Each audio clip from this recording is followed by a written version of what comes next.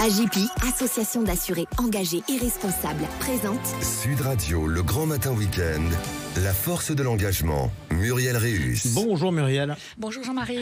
S'engager pour la diversité dans les médias. On va en parler aujourd'hui avec votre invitée, la productrice Françoise Marchetti, qui est membre du Haut Conseil à l'égalité et présidente de Pour les femmes dans les médias. Bien entendu, cette cause vous tient à cœur, Muriel. Évidemment. Alors, dans le paysage médiatique et culturel français, la présence féminine a historiquement été marquée par une lutte constante pour l'égalité.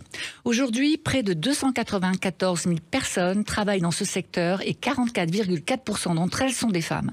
Bonne nouvelle, même si leur salaire reste inférieur à celui de leur homologue masculin, il a augmenté plus rapidement ces dernières années. Mais dans la presse, la production audiovisuelle et cinématographique, les femmes sont majoritairement représentées parmi les non-cadres. Les postes de pouvoir de numéro 1 ne leur sont pas encore véritablement accessibles. Pour agir, l'Association pour les femmes dans les médias a fait signer 2 chartes essentielles aux entreprises françaises du secteur des médias et de la culture. En 2019, 80 entreprises se sont engagées contre le harcèlement sexuel et les agissements sexistes. En mars 2022, 47 entreprises ont signé pour une parité effective. Cependant, la réalité vécue au quotidien par de nombreuses femmes dans ce milieu ne reflète pas ces engagements écrits. 85% de femmes pensent que les opportunités professionnelles ne sont pas les mêmes pour elles que pour leurs collègues masculins. 79% estiment que leurs compétences professionnelles ne sont pas reconnues de la même manière. 77% croient que les possibilités de participer aux prises de décision ne sont pas équitablement partagées. 70% jugent que le processus de recrutement n'est pas transparent et équitable. 62% affirment ne pas avoir les mêmes possibilités de s'exprimer lors des réunions. Et 8 femmes sur 10 sont toujours victimes de sexisme sur leur lieu de travail. 50% affirment en l'être régulièrement. Ces chiffres démontrent clairement que la signature d'engagement, bien que louable, n'est pas suffisant. Il est temps pour les dirigeants, les présidents de chaînes et de conseils, les hommes au pouvoir majoritairement dans cette industrie, de passer de la parole aux actes. L'engagement des hommes est crucial pour le changement. Ils doivent non seulement soutenir l'égalité des genres en théorie, mais aussi l'appliquer concrètement dans leur pratique d'entreprise. La libération de la parole dont on parle tant, et si importante soit-elle, ne suffit plus. En cette année 2023, il est impératif de reconnaître que ces statistiques qui reflètent une réalité vécue ne sont plus acceptables.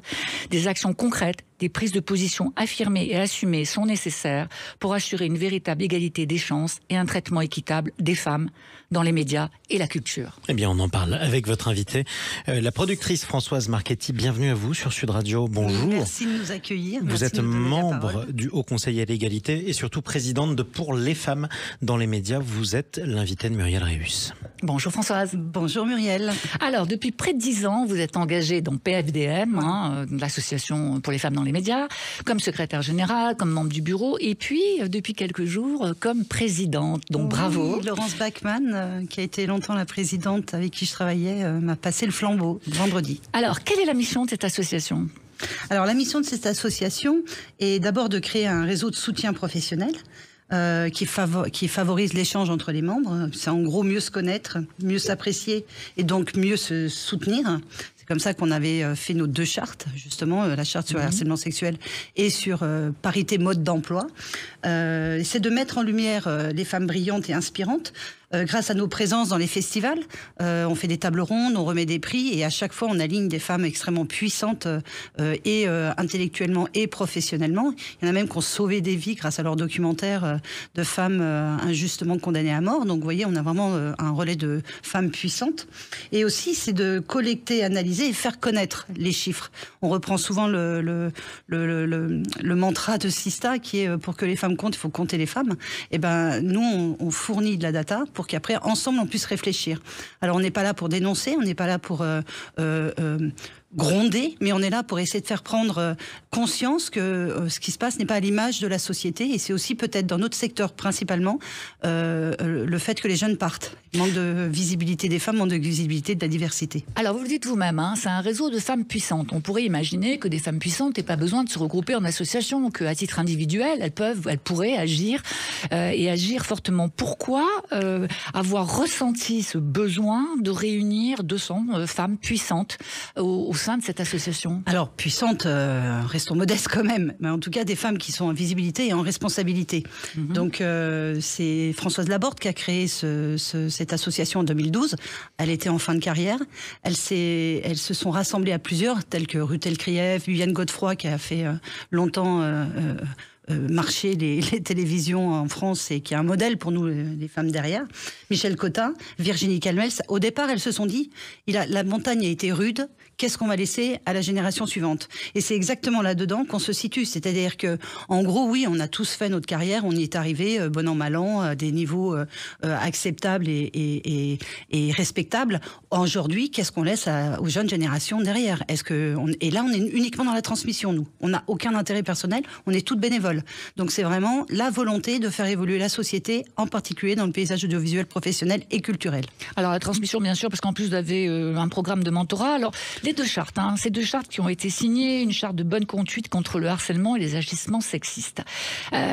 Sur ces agissements sexistes, et au vu des dernières affaires, on ne va pas tout les rappeler, mais les plus emblématiques, PPDA en particulier, les derniers signalements, Stéphane Plaza chez M6, Sébastien Coé sur C8. Alors 80 entreprises qui signent des chartes contre les violences sexuelles et contre les agissements sexistes. Mais quel est votre sentiment sur l'évolution de ces agissements et harcèlement au sein des médias? Oui, c'est normal que vous posiez cette question. On se la pose tous les jours au sein de notre propre bureau.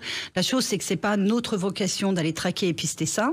C'est peut-être problématique pour certaines, plus compréhensible pour d'autres. Il y a d'autres associations, je pense à l'association MeToo, qui fait un énorme travail. Nous, on peut pas se positionner là-dessus parce que MeToo Média, vous voulez dire? Oui, MeToo Média. On n'a pas avec qui on est en soutien d'ailleurs. On n'a pas vocation à prendre position là-dessus. On observe, on regarde, si ça dérape trop, on intervient. Mais en gros, ce qui est sûr, alors là, c'est une évidence, c'est que ces jeunes femmes, elles ont subi un traumatisme énorme, que ce soit un traumatisme physique, que ça soit violent, que ce soit par l'intimidation, où c'est aussi humiliant que le traumatisme physique, et elles n'ont pas plaisir à se déclarer victime. Je ne vois pas, si chacun réfléchit dans son âme et conscience, qui aime être une victime, qui aime étaler, qui aime se justifier auprès du plus grand nombre. Je ne connais pas, alors des malades mentaux, il y en a toujours, mais je veux dire, des gens qui ont travaillé, qui sont dans le secteur, qui sont ensemble, comment on peut après être contente de ça? Donc déjà, ce paradigme-là, nous, on y fait attention parce que ces jeunes femmes, elles n'ont pas envie de se mettre en valeur. Et c'est la double peine pour elles. Elles ont la peine, la peine physique et après la peine de l'humiliation d'être une victime. Elles sont sacrément courageuses. Après, je ne dis pas que c'est vrai, que c'est pas vrai. C'est pas à moi de le dire. La justice passera peut-être pas assez vite. Faut qu'elle passe peut-être plus vite. Mais en tout cas, qui suis-je pour pouvoir et qui sommes-nous toutes pour dire ça? Mais en tout cas, ces femmes apprécieront votre soutien. Votre actualité, c'est votre dernier baromètre, et c'est une nouveauté en matière d'études. Pour la première fois, mesurer la perception en matière de discrimination et d'inclusion dans le secteur des médias et de la culture. Comment avez-vous réalisé cette enquête? Alors en fait, ça faisait très longtemps qu'on souhaitait faire quelque chose autour de la diversité chez PFDM. Alors comme on est toutes bénévoles, on s'est attaqué aux attitudes sexistes, au harcèlement sexuel. D'ailleurs, je viens de dire que j'ai beaucoup de bons retours des producteurs qui passent, alors c'est un peu technique, mais pour obtenir des subventions côté CNC, le Centre National du Cinéma, quand on fabrique une œuvre audiovisuelle, pour y avoir droit, il faut obligatoirement passer par cette formation de qu'est-ce que c'est un harcèlement sexuel et une attitude sexiste au travail. Donc ce sont les chefs d'entreprise personnels, c'est Intuitive Personae, et en fait ils sont très contents de cette formation. Donc ça fait partie des actes où on s'est mobilisé et on a poussé pour que ça existe. Donc déjà, c'est une révolution en soi. Ensuite, il y a des femmes qui sont extrêmement brillantes comme Delphine Ernotte-Kounchi, la présidente de France Télévisions, qui a mis en place des quotas. Comme ça, tout le monde a des objectifs de mettre des femmes réalisatrices, même si pour l'instant, ça avance bien côté France Télévisions. Mais du coup, je dirais tout le temps, ça ruisselle, ça donne envie à tout le monde. Du coup, ils ont tous envie d'en être. Donc ça, c'est des choses qui sont très fortes. C'est grâce à elle a eu le courage de le faire. Et ensuite, côté baromètre, pour répondre plus précisément à votre question, on se doutait que si l'INSEE et l'Observatoire de l'égalité déclarent que il faut 25 ans pour résorber le retard sur les femmes, on peut quand même juste se douter que sur les problématiques des femmes de la diversité, c'est pire. Et les chiffres l'ont prouvé.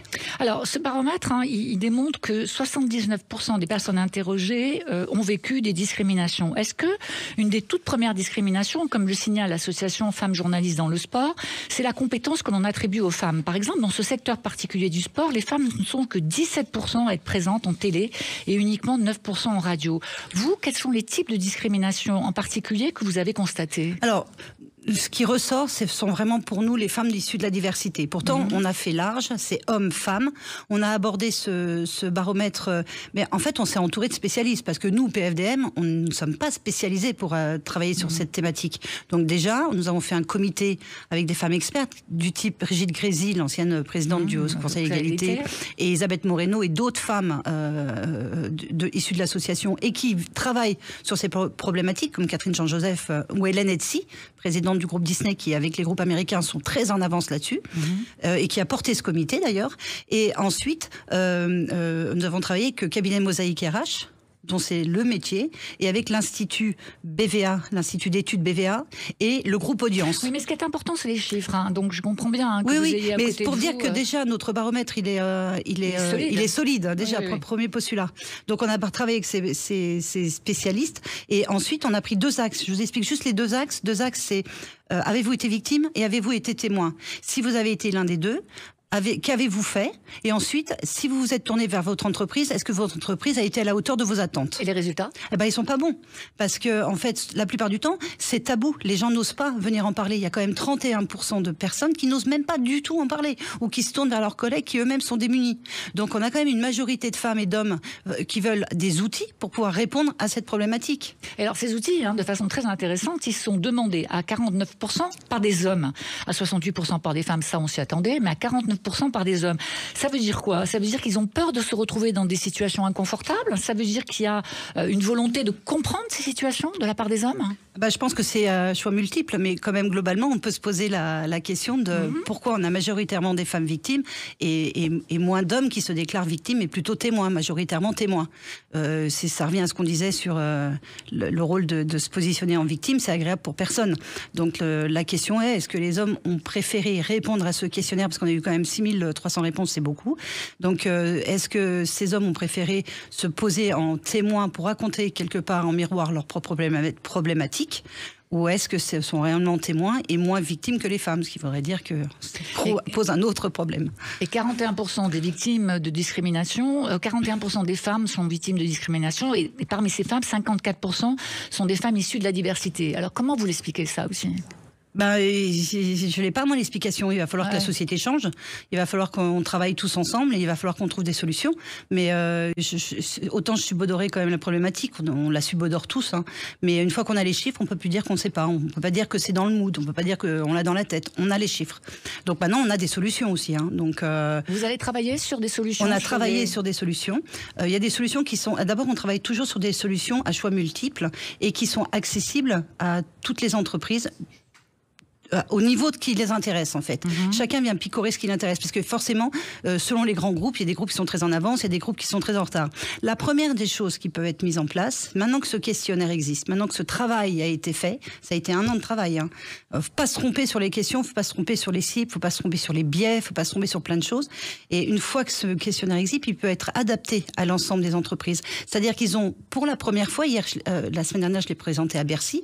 Pour la première fois, ils ont une vision du secteur. Parce qu'on parle 100% dans le secteur. Donc ils peuvent, eux, adapter ça et se comparer à ce secteur. Et après, il y a plein de choses qui peuvent être mises en place, sur le terrain, globalement, les affichages, les référents, les formations, des objectifs. Voilà, il y a différentes choses qui peuvent être mises en place. Mais déjà, l'état des lieux. On peut dire aussi que les ministères s'y intéressent, puisqu'il y a 2 jours, vendredi, vous avez remis au ministère de l'Égalité et au ministère de la Culture ce rapport. Ça s'est passé comment? Qu'est-ce qu'on peut en dire? Alors en fait, c'est vrai qu'on est soutenu par le ministère de l'Égalité et le ministère de la Culture. Les 2 ministres nous soutiennent. Le CNC nous soutient. L'ARCOM est très près de nous aussi, nous soutient. Tout le monde était là et tout le secteur était là. Et donc on a remis ce baromètre et on a, comme pour la dernière fois, expliqué qu'on n'était ni des censeurs, ni là pour juger, ni là pour forcer, mais juste on accompagne dans la prise de la prise de conscience des choses et qu'on est à leur disposition pour mettre un outil en place. Par exemple, on évoque la possibilité éventuelle de faire une grande campagne nationale. On est quand même tous des fabricants de télé, d'images, le son, etc.